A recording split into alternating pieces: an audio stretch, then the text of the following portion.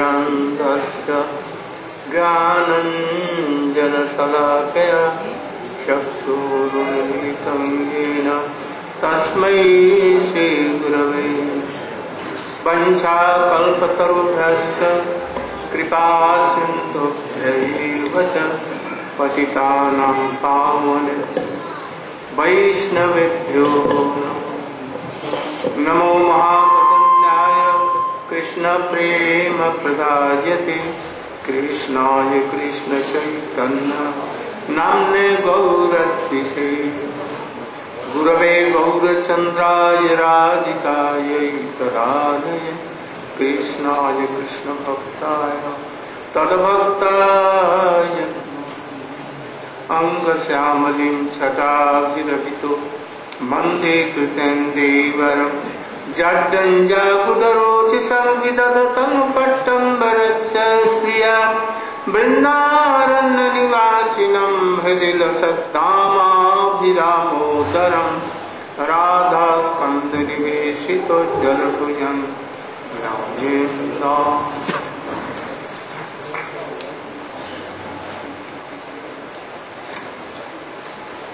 श्री माधुर्य का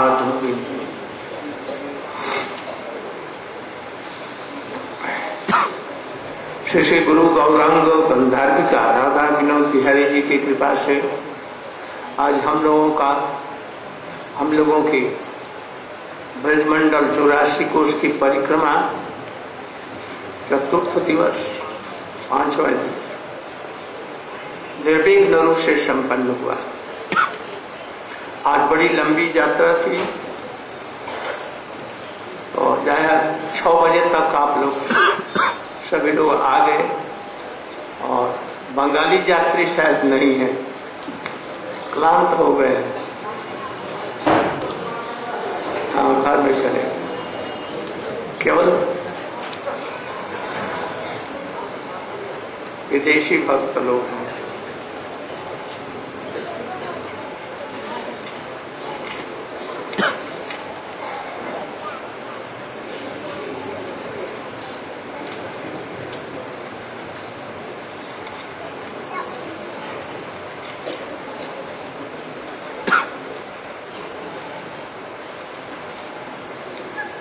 कब तक हमने माधुर्य कादम्बरी में बतलाया था कि चैतन्य महाप्रभु के पहले किसी भी आचार्य ने रसस्वरूप भक्ति की व्याख्या नहीं की। श्रीरूप हृदय प्रभु शक्ति संचारी सर्वतत्व निपुण प्रवीण कर न रूप गोस्वामी के हृदय में अपनी कृपा बिंदु संचारित की, जिसे वो चैतन्य मनोभीष्ट को स्थापित कर चुका। इसलिए उन्होंने रूप गोस्वामी की कृपा के बिना भक्ति के रस स्वरूप में अनुभूति नहीं हो सकती। और तो क्या, उनके कृपा के बिना भक्ति में ही प्रवेश नहीं होगा। रस भक्ति तो बहुत दूर है। अब श्री चक्रवर्ती ठाकुर कह रहे हैं कृष्ण स्वयं परब्रह्म हैं। वे अपनी स्वेच्छा से भक्तों के हृदय में अपनी नाम रूप लीला इत्यादि को प्रकट कर जमेव सएव पीड़िते ये न लभ्य। उनकी कृपा के बिना कुछ नहीं होता। इसलिए जब उनकी कृपा तो भक्तों के हृदय में वे प्रकट होते हैं और तब उनकी बाल्य लीला, कैशोर पौगंड लीला, यह रसमयी लीला है, तब अनुभूति होगी। यहाँ पर उसको वर्णन कर रहे हैं कि बहुत से प्रमाण हैं। किसी ने 4 प्रमाण माना, किसी ने केवल 3 प्रमाण माने, किसी ने 10 प्रमाण माने, सभी ने माना। किंतु शब्द प्रमाण के अतिरिक्त और कोई भी प्रमाण अप्राकृत संबंध में कुछ भी काम नहीं कर सकता। कोई भी लौकिक प्रमाण हो, आर्ष प्रमाण हो, और भी जितने भी प्रमाण हैं, प्रत्यक्ष, अनुमान, उपमान, शब्द, आर्ष, अतिज्य, अभाव, उपलब्धि, ये 10 हैं। किंतु इसमें से केवल शब्द प्रमाण केवल प्रमाण, क्योंकि ये मनुष्य के द्वारा नहीं है, औपौरुष प्रमाण है। भगवान के द्वारा ये प्रकटित प्रमाण है। उनके श्वास से वेद, पुराण, उपनिषद, गीता, भागवत, ये सब ये प्रामाण्य कोटि के हैं। इसमें बतलाएंगे तो कह रहे हैं श्रुति वेद ही एकमात्र परमार्थ के संबंध में एकमात्र प्रमाण है और कोई प्रमाण काम नहीं कर सकता।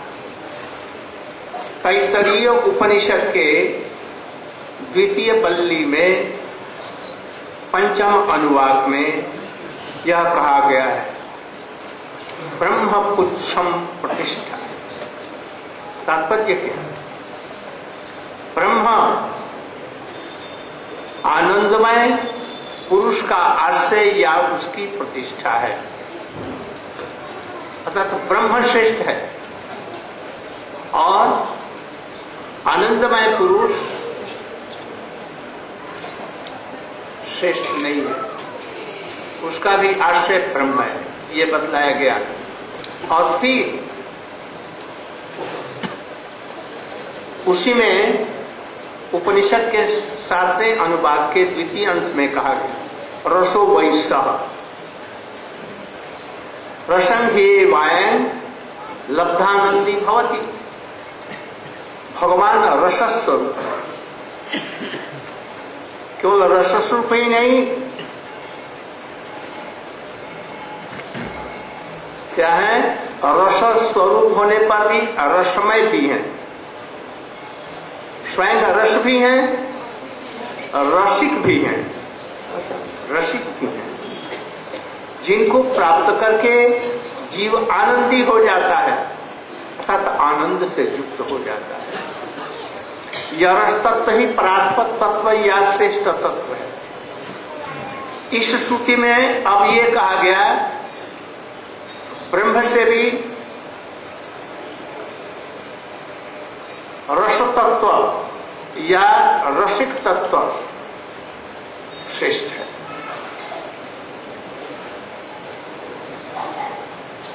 वह परस्पर तत्व क्या है? रसिक शेखर भगवान श्री कृष्ण है, क्योंकि श्रीमद् भागवत में उनको 12 रसों का विषय बतलाया गया है। मल्लानाम असनी नृणाम नरवर स्त्रीणांग स्मरो मूर्तिमान गोपानां स्वजनो असतां क्षतिभुजां स्वस्था सपित्रो गुशिशु मृत्यु भोजपते विराट विदुषां तत्तम परमयोगिनां विष्णुनां परदेवता विदितो रंग। जिसमें कृष्ण बलदेव जी के साथ में बलदेव जी की रंगभूमि में प्रवेश किया, उस समय कंस के जो योद्धा थे, महामल्ल, चारुण मुष्टिक इत्यादि, उनको कृष्ण वज्र से भी अधिक कठोर शरीर वाले थे, वो डर गए। साधारण मनुष्यों ने नर रत्न के रूप में देखा, स्त्रियों ने साक्षात कामदेव के रूप में देखा, गोपों ने अपने बंधु के रूप में देखा, राजाओं को दंड वाले कठोर शासक जैसे दिख पड़े, माता पिता को शिशु के रूप में, कंस को मृत्यु के रूप में दिख पड़े, अज्ञानियों को साधारण बालक के रूप में, योगियों को परतत्व के रूप में और जादुओं को परम देवता के रूप में दिखाई। सभी ने अपने अपने भावों के अनुरूप रौद्र, अद्भुत, श्रृंगार, सख, हास्य, वीर, वात्सल्य, करुण, भयानक, विभत्स, शांत, दास स्वरूप में उनका सब। इसलिए कृष्ण ही रस स्वरूप है। इसी श्लोक के द्वारा सर्व वेदांत सार, निखिल प्रमाण शिरोमणि श्रीमद् भागवत ने श्री कृष्ण को ही रस स्वरूप निर्णय किया। समस्त जितने प्रकार के प्रमाण हैं, वेद श्रेष्ठ हैं, होने पर भी उनका सार श्रीमद् भागवत, ये सब प्रमाण शिरोमणि है, अमल प्रमाण है।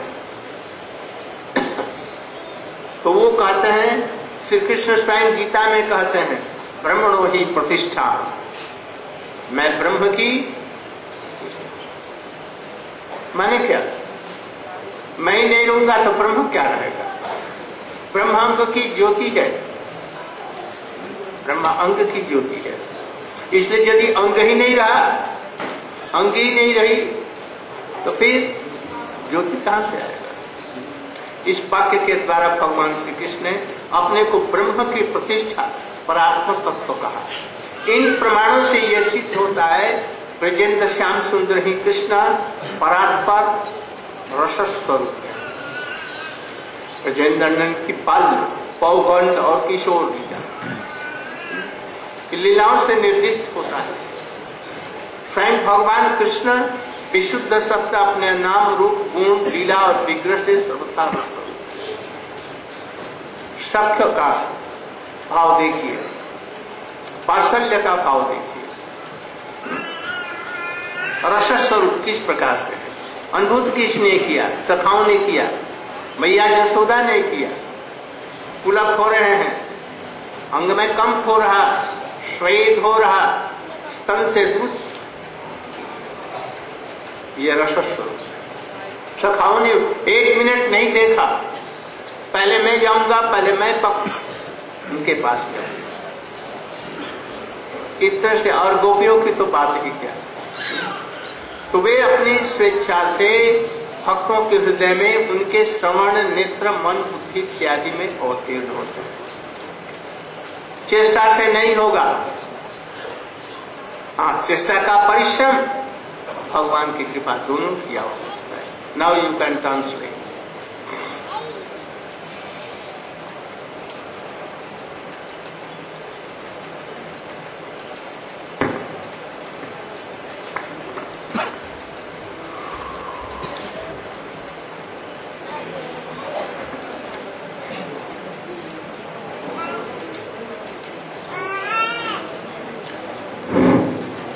Gaurachandrai Radhikaya Chidale Krishnaya Krishna Bhaktaya Bhaktaya Namo Namaha. Therefore, continuing from the last reading of Srimad Durja Kadambini, we were discussing that Sri Vishwanath Chakravarti Thakur has said before, Sri Chaitanya Mahaprabhu, there was bhakti but no rasa swarup bhakti. Bhakti full of rasa. Therefore, Sri Rupa Goswami was completely empowered by Sri Chaitanya Mahaprabhu to understand the internal mind's, heart's desire of Sri Chaitanya Mahaprabhu, and Sri Rupa Goswami only established it in this world. Therefore, without the mercy of Sri Rupa Goswami, there is no possibility of attainment of bhakti, what to speak of rasa bhakti. Therefore, Sri Vishwanath Chakravarti Thakur is establishing here that Krishna is Swayam Brahma, Swayam Bhagavan. It is only by his Swaicha Kripa, only by his independent resolve, his independent mercy, his own mercy, that the devotee can understand and realize and taste the name, form, qualities and pastimes of the Supreme Lord. Only when Krishna empowers the heart of a devotee, then that devotee can understand him. Therefore, in which way should we understand or realize Krishna's Balya Lila, his baby pastimes, his Pauganda and his Kishore pastimes? Therefore we'll have to come to some type of evidence, some praman. Some people accept 3 types of evidence, some 4, and some accept 10 types of evidence. Like Asha, Pratyaksha, Anuman, Abhav, Upalabdya. But finally the only praman or evidence which can establish transcendental reality is Sabdabaman, or Shastra, transcendental sound. Because this Sabdabaman, or the Supreme Lord in the form of sound, is manifested directly by the Supreme Lord Himself. In fact, the Puranas, the Shastras, the Upanishads are the breathing of the Supreme Lord, His breath. Therefore, of all different types of evidence, Shruti Shastra is the topmost. Therefore, some question comes. I'll try if I make some mistake. Then, in this next bit, Brahma Pucham Pratishta. Some question comes, which is the superior tattva? Krishna's Angakanti, which is the Nivashesh Brahma, or Parabrahma, Krishna Himself. So it must be understood that Krishna Himself is Swayam Bhagavan, because that Angakanti, that Jyoti, is Asray Brahma. It's dependent upon His existence from Krishna Himself. If there's no Krishna, how there can be any Nivashesh Brahma? It's quite impossible. Therefore Krishna is the only Swatantra Tattva. He is completely independent, and even that Asray Brahma, Nivashesh Brahma, the impersonal aspect of Krishna is dependent upon its existence, upon Krishna's existence. Therefore the Upanishads have said, Raso Vaisha, that Supreme Lord, not only is He Ras, not only is He Ras Sarup, full of nectar, but He is also Ras itself. He is both Ras and Rasik. He is the both enjoyer and to be the object to be tasted. Both things are there. He is Ananda and Anandamoy, both.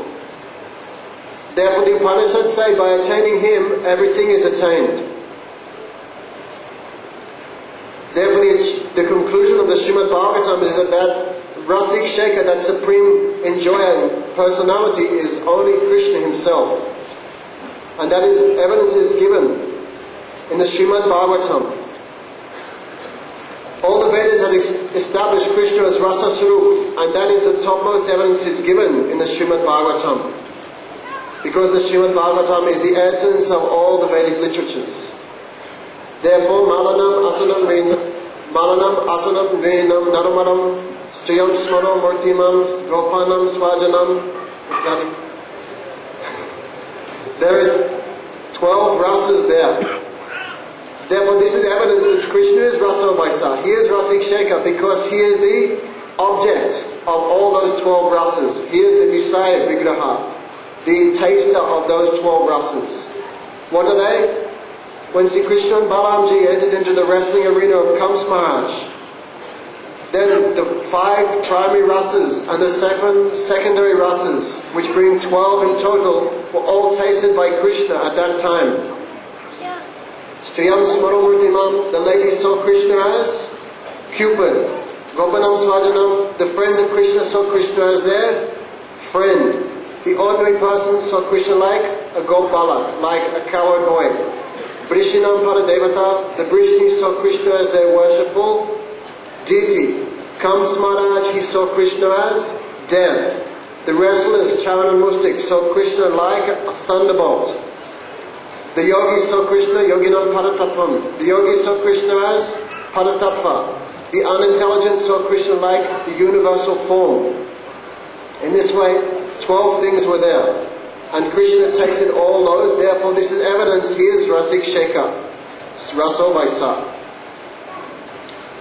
Therefore His pastimes are revealed by Sudasattva potency. They are completely non-material. Therefore, the Srimad Bhagavatam gives evidence that Rasik Shekhar Krishna can be tasted, He can be seen, He can be experienced. How Srimati Yasoda tasted in Vatsali Ras. She saw that Rasa Swarup Krishna weeping, like we're hearing this morning, crying, taking long breaths. The Sakas, they also experienced that Rasa Swarup Parabrahma. How? I will touch him first. I will touch him first. Therefore, the conclusion is that Krishna cannot be realized by our own efforts only. His mercy must be there. And we should perform our efforts in order to achieve that mercy.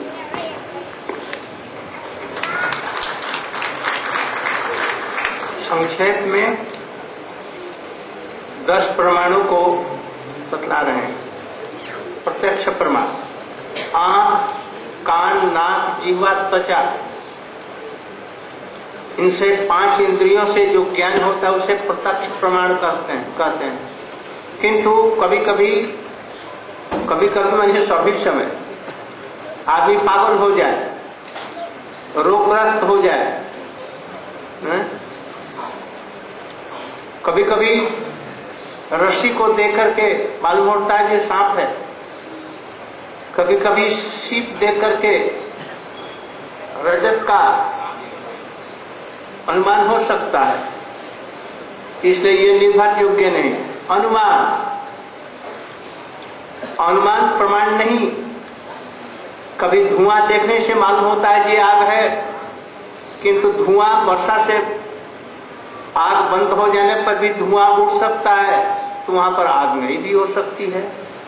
आश्र प्रमाण, नाना प्रकार के ऋषि लोग नाना प्रकार के हैं, उनके मत भी विभिन्न हैं, इसलिए आश्र प्रमाण भी निर्भर योग्य नहीं है।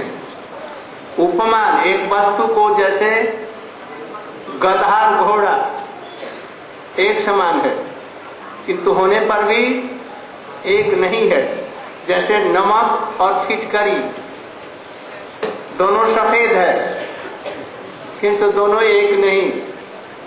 अर्थापत्ति, एक आदमी मोटा ताजा खूब है, किंतु दिन में खाता नहीं, अनुमान लगा लो क्या, रात में खाता है, ये भी निर्भर योग्य नहीं। अभाव, कोई वस्तु नेत्र और कान इंद्रियों के निकट न रहने पर उसकी उपलब्धि नहीं होती, अभाव है, ये भी प्रमाण नहीं है। क्योंकि एक दीवार रहे तो ये आंखें उस पार वाली चीज को नहीं देख सकती है, वो प्रमाण नहीं हो सकता। संभव, हजारों की संख्या में 100 अंतर्भुक्त है, बात ठीक है। बुद्धि इस प्रकार से जो संभावना करती उसे संभव प्रमाण कहते हैं। ऐतिह्य, इतिहास, चेष्टा, अंगुलियों से निर्दर्शन करना, सब में कुछ न कुछ दोष है, किंतु शब्द अपौर भगवान के निश्वास से निकला है या भगवान ने स्वयं गीता में किया है, भागवत में किया है, ये आप्त वचन भी इसको कहते हैं। साधारण रूप में लिखी हुई जो रचनाएं होती हैं वो पौरुष है, किंतु भगवान के निश्वास से निकली हुई कही हुई बातें केवल वही एकमात्र प्रमाण है। शास्त्र कौन प्रमाण है? ऋग, यजु, साम, अथर्व, मूल रामायण, महाभारत, पंचरात्र, भागवत और उसके अनुगत जो शास्त्र है, ये सब प्रमाण है। कुछ लोग कहते हैं बुद्धदेव तो भगवान है, तो उनकी बात प्रमाणित होगी कि नहीं? नहीं, जी गोस्वामी कहते हैं। क्यों? कि बुद्धदेव ईश्वर है, जिस शास्त्र में लिखा गया है उसमें ये भी लिखा है कि दैत्यों को मोहन करने के लिए आए थे, इसलिए उनके वचन प्रमाण्य नहीं है, क्यों देवताओं को मोहन करने के लिए आए। इसीलिए भारतवर्ष में बौद्ध मत नहीं चला और उनको खदेड़ दिया गया बाहर में से। इसीलिए चक्रवर्ती ठाकुर जी ने कहा ये श्रुतियां प्रमाण श्रेष्ठ है, और उनमें भी श्रीमद् भागवत अमल निर्मल श्रेष्ठ प्रमाण है। उसी के आधार पर हम कृष्ण लीला का वर्णन करें, भक्ति का वर्णन करेंगे, यही प्रमाण उसमें रहेंगे।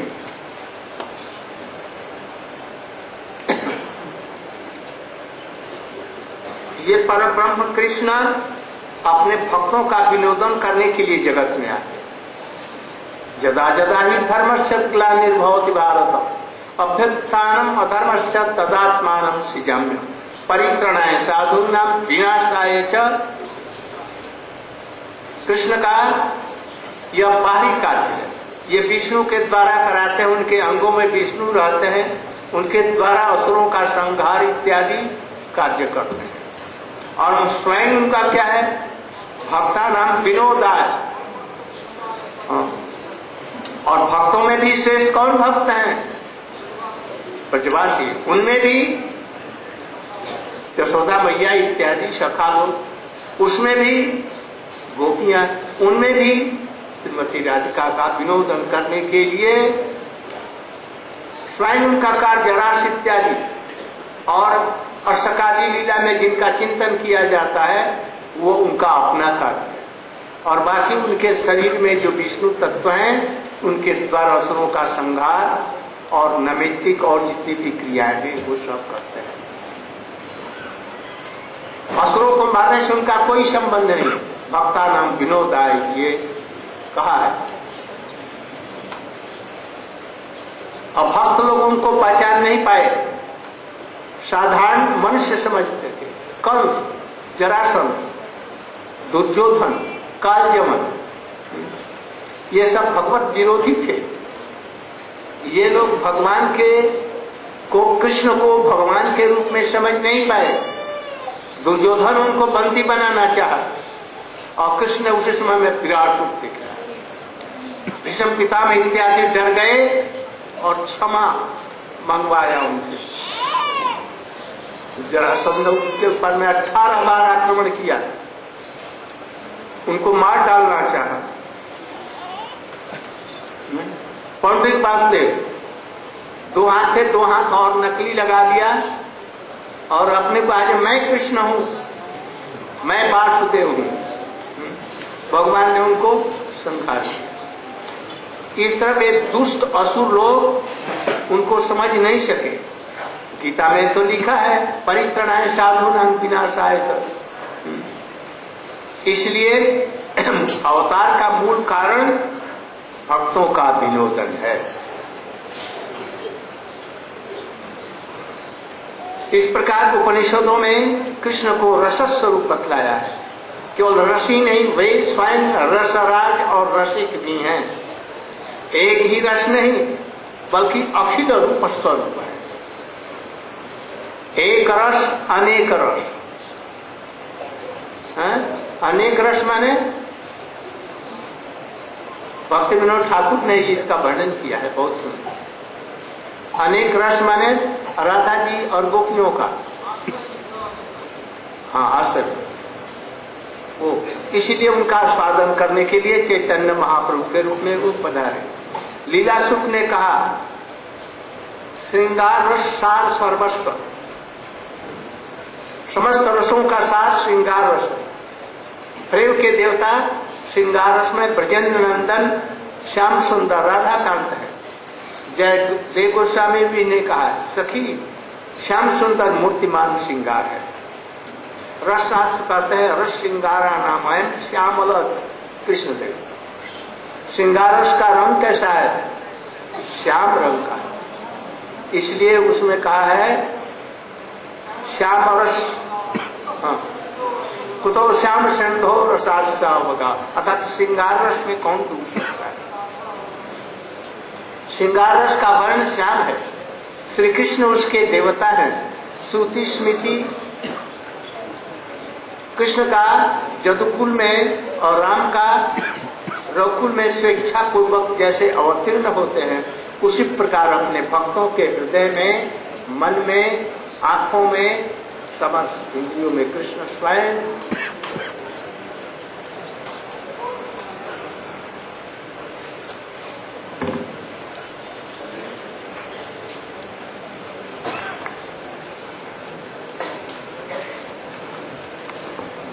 Sri Vishwanath Chakravarti Thakur is now quickly going through the 10 types of praman, evidence. Pratyaksha, that with which we attain, that knowledge with which we attain by the senses. We have 5 Gyanendriyas, 5 knowledge acquiring senses: eyes, tongue, nose, hearing, touch. Therefore, knowledge that we acquire by these senses is called pratyaksha. But there may be some fault in this. For example, someone who is completely mad, or someone who is afflicted by some disturbance. Then they may see, oh, a rope is there, but they may see it as a snake, or an oyster shell they may see as real silver. Therefore, some fault may be there. Anuman means inference. Generally, where there's smoke, there must be fire. But sometimes the fire may have been extinguished, but the smoke is there. Therefore, smoke is there, but there is no fire. Therefore, anuman or inference, there is some fault. Or there's a fat person. That means he eats too much, but actually he only eats one time at night. With all look, he must be eating all day, but he is not. Therefore, some fault is there. 9. Asra means 9. There's different rishis have different conclusions. There are 9 in number, but there is also some fault here and there, and all are contradicting each other. Upaman means to see one thing equal to another, like a donkey or a horse, or like in Janmashtami Abhishek, some salt or sugar may appear to be the same. Sambhavana means maybe, sambhave, maybe it's possible, therefore by mind you are speculating. And some others I couldn't catch. Above, there is one wall, but what is behind that wall you cannot see because there is some lacking, some above in your senses.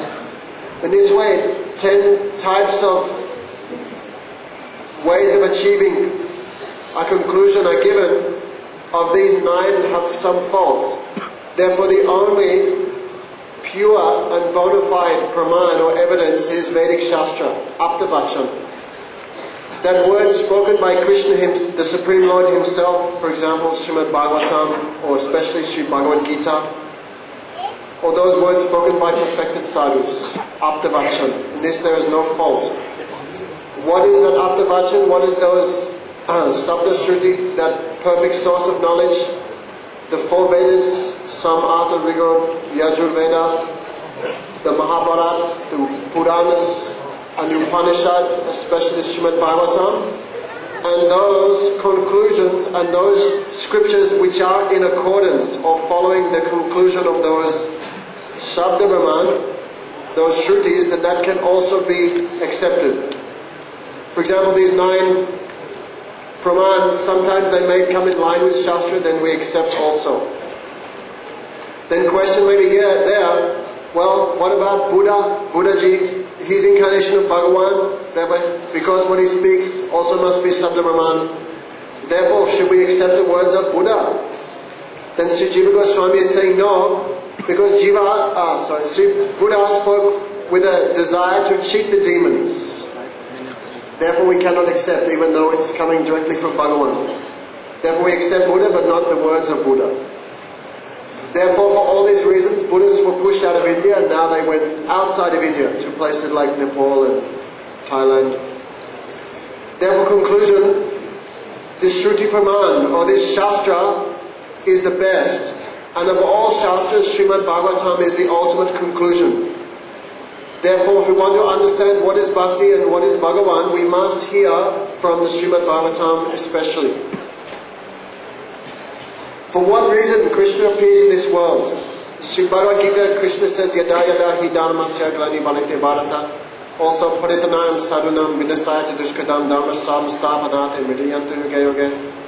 Are these the real reasons for Krishna's appearance? Actually, Krishna has nothing to do.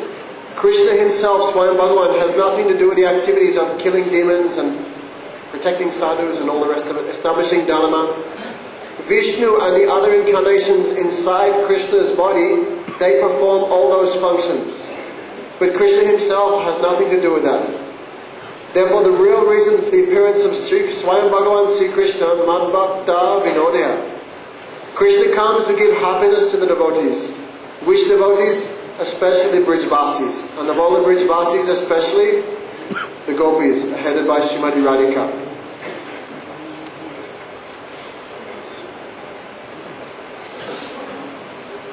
Therefore, many demons also had darshan of Krishna, Kamsa, Jarasandha, Kalyavan, but because they were Bhagavan Virodi against Krishna, they could not taste that rasa, that nectar inside him.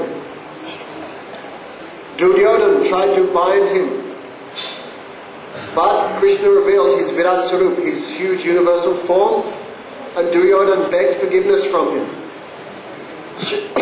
Duryodhana tried 18 times to crush Krishna. He had an attempt many times to kill him, therefore he could not taste Krishna. Pondraji, Jarasandha. Pondraji, he made 2 false arms and said, I am the real Vasudev, I am the real Bhagavan. Therefore Krishna killed him also, liberated him, Therefore, all these ideas are there to show that Krishna is Rasaraj and he is also Rasik. Therefore, Ek Ras is there and Anek Ras is there. Anek Ras means, Thakur Bhaktivinoda has said, Anek Ras means Asray Jatya, means the devotees, especially Srimati Radhika.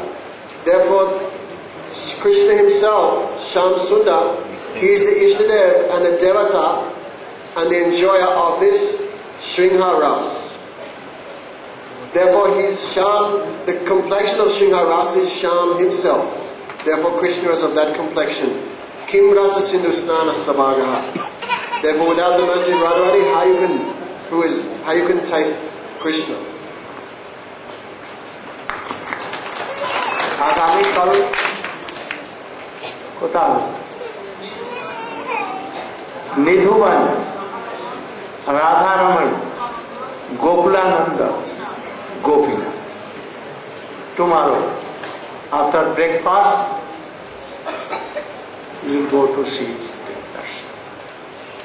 Go Premanande. Any announcement?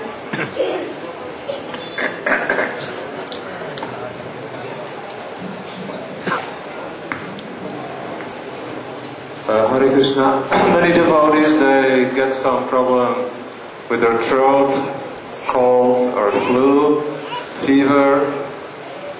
Every evening, doctor is sitting here, Dr. Premamai.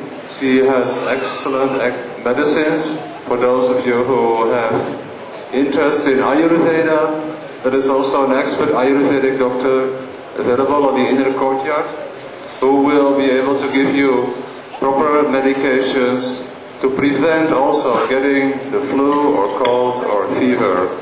So be attentive that you keep in good health. We have only passed 5 days and we want you to be with us another 45 days at least. Hare Krishna. In good health.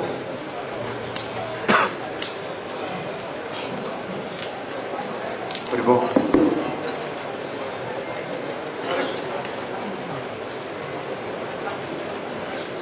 Hare Krishna, Krishna Krishna, Hare Hare,